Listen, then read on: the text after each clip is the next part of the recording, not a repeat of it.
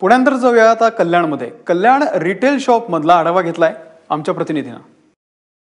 1 जुलैपासून देशभरात जीएसटी कर प्रणाली लागू झाली आहे आणि यामुळे दुकानं जी आहेत ती ओस पडल्याचं आपल्याला पाहायला मिळतंय. जीएसटी लागू झाल्यानंतर ज्या किमती आहेत, अनेक जे प्रोडक्ट्स आहेत त्याच्या किमती वाढणार आहेत, तर काही प्रोडक्ट्सच्या किमती कमी होणार आहेत.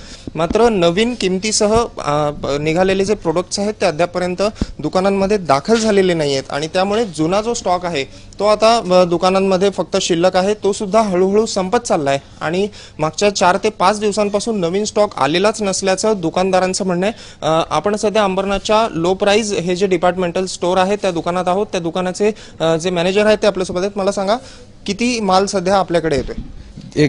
25 तारखेपासून परचेसच बंद झालेली आहे आमची, कारण जीएसटीमुळे भरपूर सारे इश्यूज होते आणि जे टॅक्स आहे तो वाढलेला टॅक्स किंवा कमी झालेला टॅक्स, तर त्यामुळे भरपूर म्हणजे व्यापारी आणि जे कंपनीचे ऑफिसर्स आहेत किंवा डिस्ट्रीब्युटर्स आहेत दोघांमध्ये पण समन्वय होता की टॅक्स कोणत्या प्रकारचा लागणार, काय लागणार.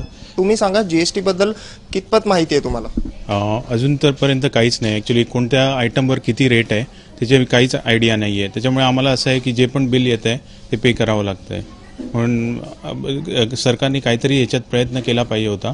आधी थोडा लोकांना अवेअर केलं पाहिजे होतं, जागरूक करायला पाहिजे होतं. किती दर वाढणार आहेत किंवा किती दर कमी होणार आहेत याबाबतची जागरूकता एकंदरीत कमी झाली आहे आणि त्यामुळेच संभ्रमावस्था जी आहे ती आज 3ऱ्या दिवशी सुद्धा कायम असल्याचंच पाहायला मिळतंय. निनाद करमरकर, एबीपी माझा, कल्याण.